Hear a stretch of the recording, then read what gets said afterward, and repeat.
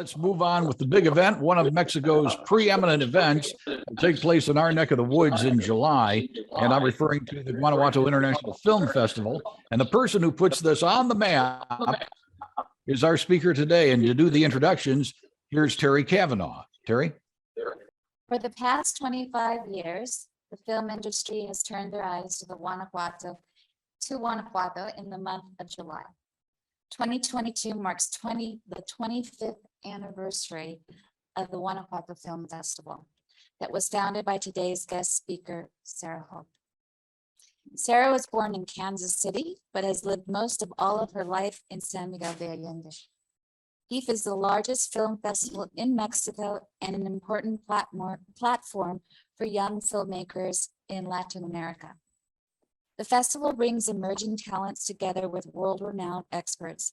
The list reads like a who's who in the motion picture industry. Tim Burton, Oliver Stone, and Spike Lee are just a few of the many special guests who have conducted masterclass for the public and private sessions for filmmakers. The festival acts as a catalyst for the creation of a whole new generation of Mexican independent filmmakers, in an alternative and accessible space for young creators to not only receive awards, but also professional consultations, co-production, and financing through its diverse industry initiatives. GIFF will visit 3 cities this year: León from the 21st to the 24th, San Miguel de Allende from the 25th to the 28th, and Irapuato from the 28th through the 31st. We are excited to hear what is new, and without further ado, Ms. Sarah Hoch.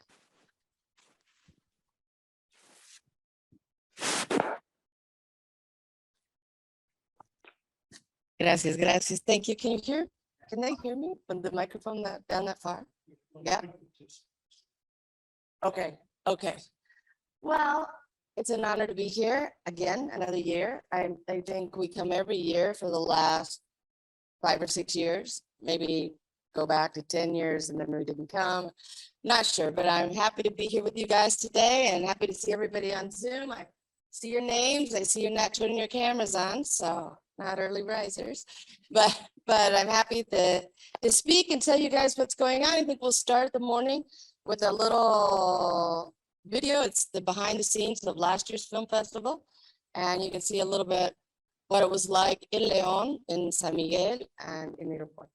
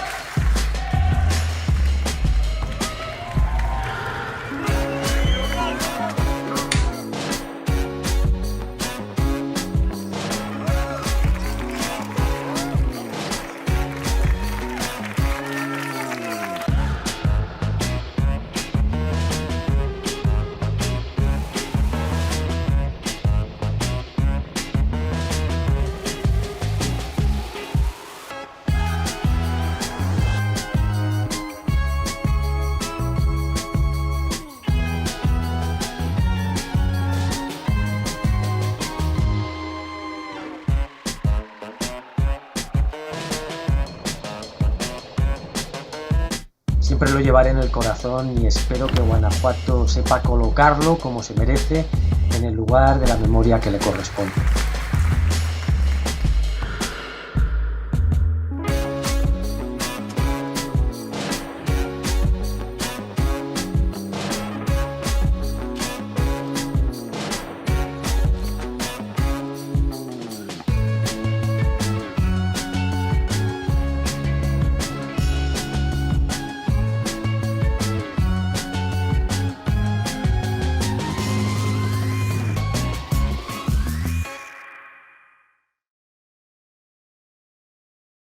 Film Festival, as Terry kind of gave you all the info, but we are celebrating 25 years. The festival started in 1998 here in San Miguel de Allende.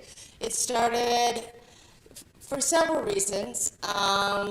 One, there was no production in Mexico. There was very little film as exhibición. I know this bit in Spanish, so I'm having a hard time translating it into English, so bear with me. We were working in the industry. We were trying to get people to talk about film, watch film. Film theaters were closed in this country because of a big huelga strike. And so there wasn't really a place to see film as well. The production in Mexico, which is historically extremely important with large numbers, in tiempos de cine de oro, we had 400 films a year. In times like the 70s and 80s, we had 80 films, and in 1998, we had 5 films. And so in 1999, after a huge devaluation and economic crisis in the country, we were jump-starting and rebuilding the Mexican film industry with a slogan that was "Más cine, por favor." More films, please. And that's what started our platform. And 25 years later, we are the largest film festival in Latin America. We are the most important film festival also for the generation of new stories, new talent. We partner with Cannes, with Rotterdam, with Berlin, Tokyo. We bring international filmmakers to San Miguel de Allende to do their residency programs here, and we send Mexican filmmakers around the world to do their residency programs with these festivals and institutions that are our partners internationally. We also produce between 10 and 14 films a year with young filmmakers. We have a project called Identidad y Pertenencia, which is the rescate of our stories in Guanajuato. Rescue of our stories in Guanajuato. We take 6 stories. We do workshops and educational projects with the young filmmakers from different universities all over the state. They come to San Miguel de Allende to do 25 programs and conferences. During the year, we help them produce their films. We do it with their university. And first day of the film festival in León, we will be presenting Las Historias de Guanajuato. These films have been very successful. They've participated in festivals around the world. We've been in Sundance, London. I mean, it's like 86 festivals that we participated in with our films, with the Historias de Guanajuato. We do the same project, but with fiction film on a national level. We put a call out for short screenplays. We receive about 300 projects. We select 6. This year we have from Baja California, Aguascalientes, Jalisco, Estado de México. Guanajuato tiene un equipo, no es siempre, and it's not, a sure thing that we have a Guanajuato team every year, but this year we have one from Celaya. And I'm forgetting a state, but there's 6 of them this year. And those films will also be, that is a race for 48-hour race. That race is usually done in San Miguel. This year we're not doing it in San Miguel, and we're doing it in Irapuato, and we'll talk about that later. I have a bit of a presentation, just I think, ¿me lo puedes subir, la presentación? Here, síguele.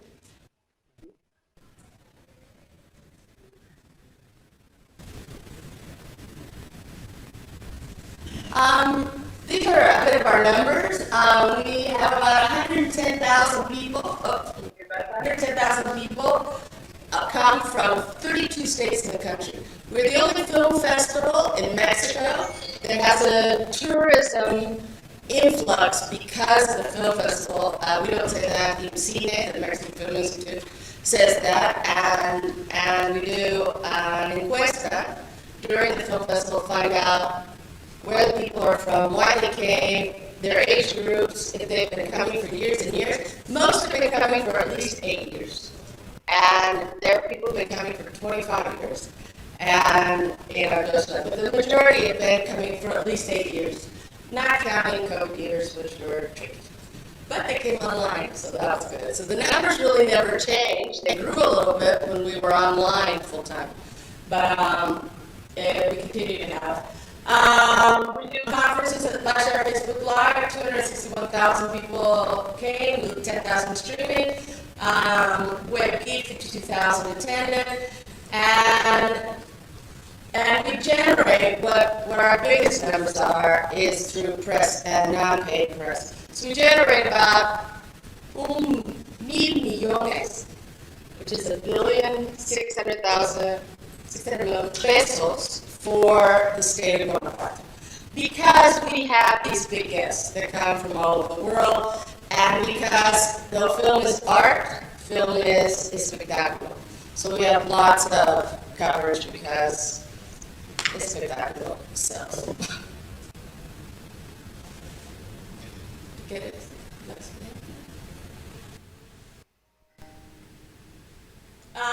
This year we're reviewing a bit of all the guests who have come through the years.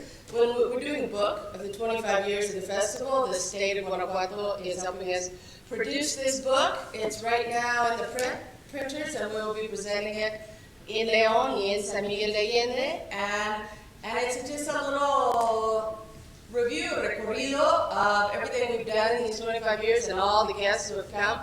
Terry mentioned a few, but you can see their international guests, Peter Greenaway, Tim Burton. I'm just trying to look and see everybody's up there. I have a long list, and we just printed in the Atención. It actually, the list of our guests in the Atención, we had to split it up between 3 separate editions because the numbers were so incredible and the people were so incredible. So we can't do this in one, we're going to do it in 3 separate. So it came out last week, this week, and next week with all of the guests that we've had over these 25 years, nationally and internationally. And so we'll be having in one of our sedes at San Miguel a big exhibition of all these faces and all these activities. And later we'll be announcing what those venues are, and we'll talk about that. Why we're not announcing it right now, but we'll talk about that a little later.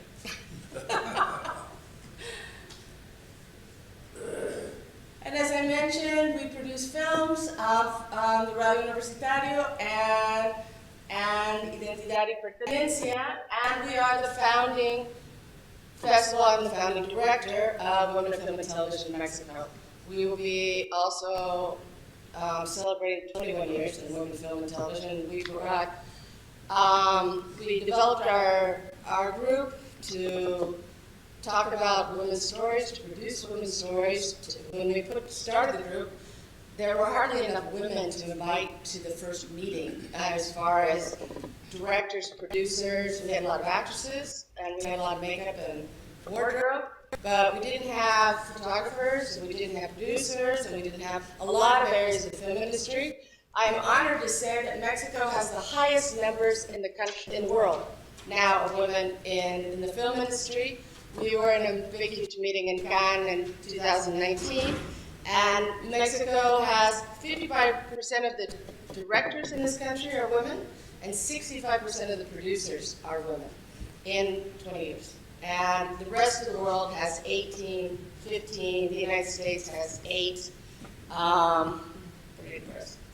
But Mexico is very proud to have a strong brazo de la mujer, and with that has come stories, platforms, equal rights, and positive outputs from this work.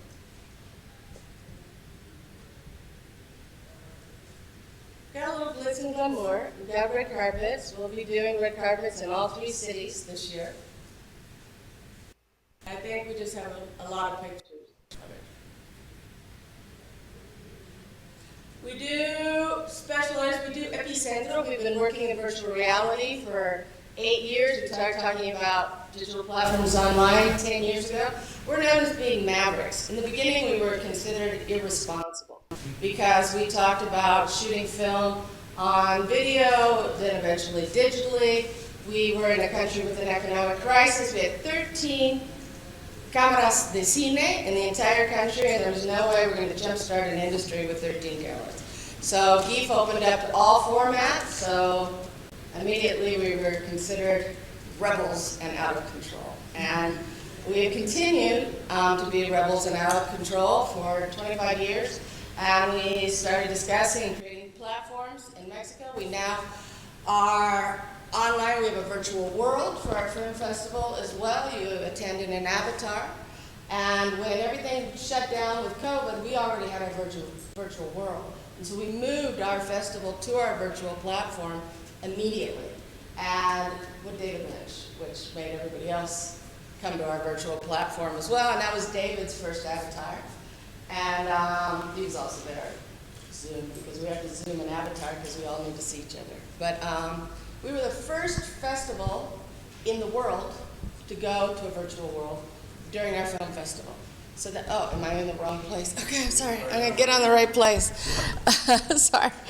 And we also have an entire area for Niños en Acción. We have workshops, we have movies, we have the red carpet. We invite them to come in their favorite superhero outfit or princess outfit or primera comunión or whatever dressy they've got going on in their closet.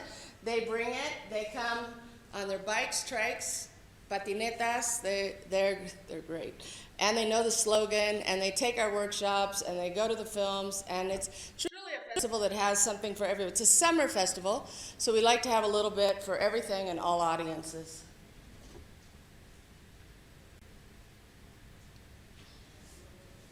We have Cine Entre los Muertos, which is screenings of horror films in the graveyards.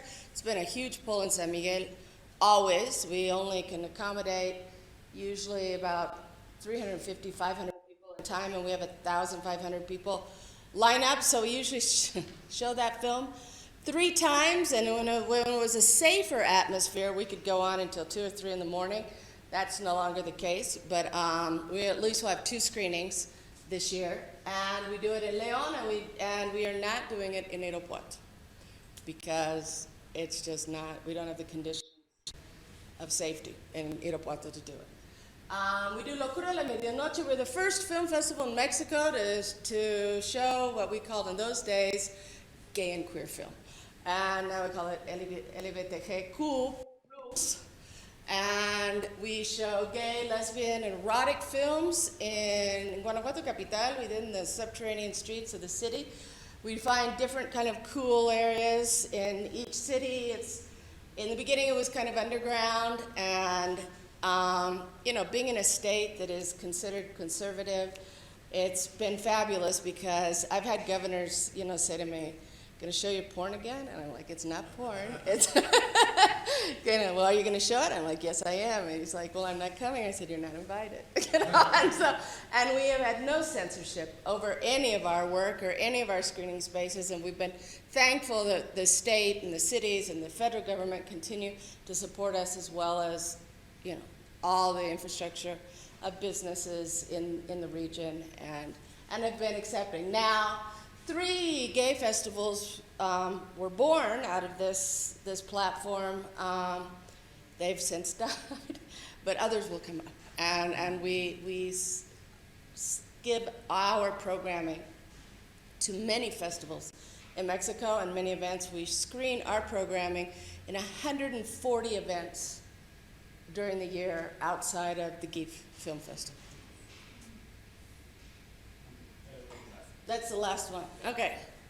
So this year, we are in Leon, the 21st to the 24th. It's 4 days in every city. Because of COVID, we became a 3-city festival because the state thought it would be better, because we're such a massive festival, that it would be better to have split up our people between 3 different cities and lower the number of people in each city. And we wanted to go back to 2 cities, but we you know, Irapuato won't let us leave, and Leon won't let us leave, and we're from San Miguel, and so it's been a hard call, and we'll just see how that goes. It's crazy to be in 3 cities. We do a company move every 4 days, so we're in Leon from the 25th to the 24th, San Miguel de Allende the 25th to the 28th, Irapuato the 28th to the 31st of July. San Miguel, it will be in a smaller presentation this year. We do not have the support of the city government. Not only do we not have the funding and support, we have no permits. We're not allowed to do the festival in San Miguel this year. So we're not allowed to be in the main square or in the theater or in the graveyard, or in the calle, or on a banqueta, or anywhere. And I'm sure you all know what's going on in San Miguel, so I don't have to talk about it here with the Zoom. But we are doing it anyway. We have the support of the state government. We have the support of almost every hotel and restaurant in town. We have support from the private sector. We have support from the federal government. We are working through different spaces, different permits, and different types of security through the state and federal government. And so you think you wouldn't need that to put on a free film festival that's been around for 25 years, that is part of the identity of San Miguel de Allende, but that's what we've got. And we are, once again, mavericks and don't give a shit. And we're going to do it anyway. So support art, support free speech, support film. It will be very underground. We will be in communication with the Rotary Club so that for the Rotary Club, they will know where we are, what time and what space. It's a little fun, you know, the parties at Sundance are like this. They like send you the location just before the event because only certain people are invited to certain things. That's a bit how we're gonna do it. We will be announcing in July some main venues as soon as everything's in its place. And León is gonna be fabulous. León is, we're taking over the Forum Cultural. We have 6 pantallas, we have 4 theaters, we have the Teatro Bicentenario, all of our red carpets, all of our big guests, all of our main activities will be in León. Irapuato as well, we have 7 venues, we have full support from the city and the state. It's also very proactive support in both cities, in León and in Irapuato. We're running the rally, which is a 48-hour production rally with our 6 teams from all over the country. We'll be doing our closing night activities and our premiación, and we've got fantastic films from all over the world. We really have a program that we're super excited about. A lot of those films are going to be in San Miguel. You just got to find them. And we'll be letting everybody know where that is. And I think that's all I can say for now. Thank you. Yes. Sarah, Yes.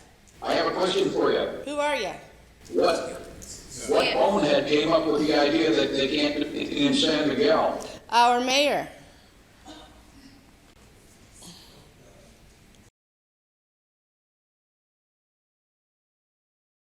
I'm glad that the American community will start picking up on what's going on, because I think the entire Mexican community knows what's going on. We're suffering quite a bit.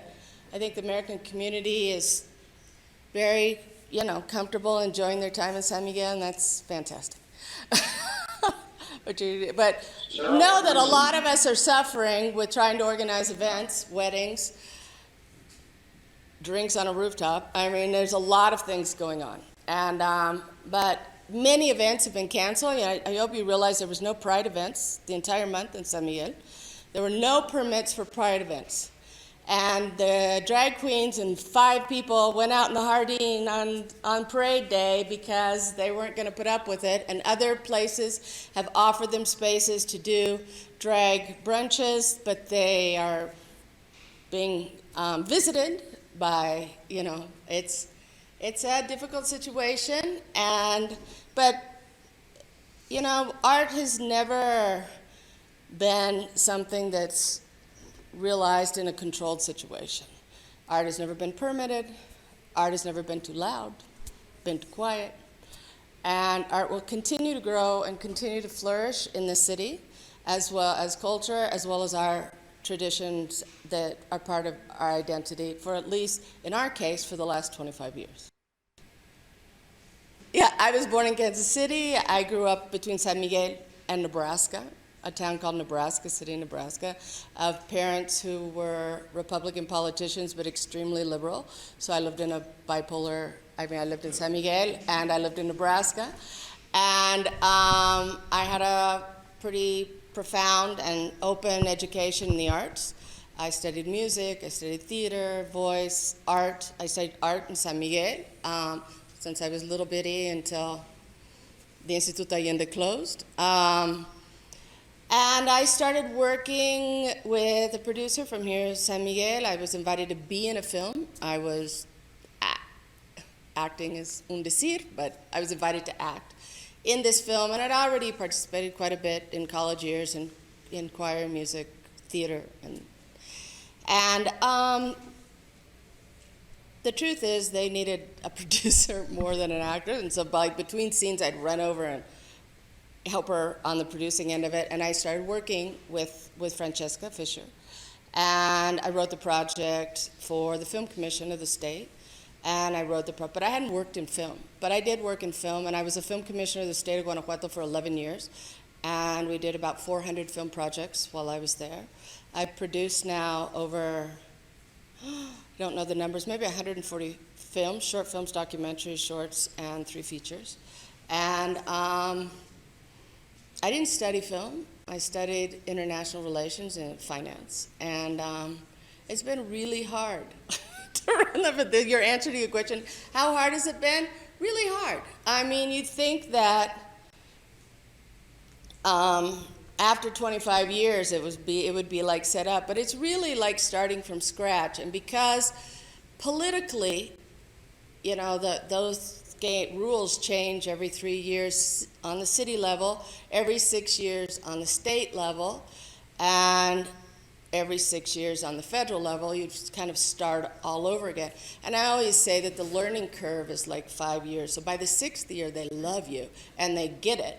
But then you got to start all over again. Fortunately, Diego Sinoue was a young man who had a girlfriend who wanted to be a filmmaker, so he took her to Expresión en Corto, which is what we were called before, and you know, to win over this girlfriend who's now his wife. So he grew up in the film festival, so I didn't have to tell him about the film festival. And this is the great thing about being around for 25 years, because now people who were students and enjoyed it, or were politicos in that time that didn't get it, but now they get it. And so every year there are more and more people behind you and more people who get it. And the results of the festival, the numbers are extraordinary. I mean, it's 6,400% growth in 25 years. And, you know, our mayor says that the film festival provides no cultural or artistic benefits for the city, and it provides no economic results for the city. And he said that in 2 interviews. He hasn't said it to me. He will not receive me. And so the state has had meetings with him to show him all the numbers, because they do all the encuestas. We don't even do our own encuestas. The state hires a private company, externo, from the state and from us. But it doesn't really matter, because that's not really the point. I mean, obviously, we've left a huge cinematic culture in the state, a huge cinematic culture in San Miguel. You know, what do? You just do it anyway. Right. Does anybody have any questions? If so, if you have a question in the room, please grab a microphone so we can all hear you. Yes. My name is Ben. Sarah, I noticed your reluctance to speak about the political situation, but is there something you could tell us that without necessarily getting into hot water? About I'm already in a lot of hot water. No, I don't think I will on Zoom, but I will tell you personally afterwards, or anybody who. All right, I'd appreciate that, because I've loved the festival. I've been here in San Miguel for 40 years. And the festival has been a great part of my life, and I really regret this administration has taken such a negative attitude. Yeah. But please talk to us afterwards. They just said, we have other priorities. You know, we want to do other things. We don't have economic support, but even if they said you can't use any of our spaces, but they're not allowing us to do anything in private spaces either, and we've been amenazados, and so I don't know how you say that in English either. Amenazados? Intimidated. Threatened is better. Threatened's better. But we do have the full support of the governor. We have support of Fuerzas del Estado, and we're just going to figure out how to get it done. It won't be, it's unfortunate, because the Jardín is big open spaces where we can fit 1,500 or 3,000. standing up.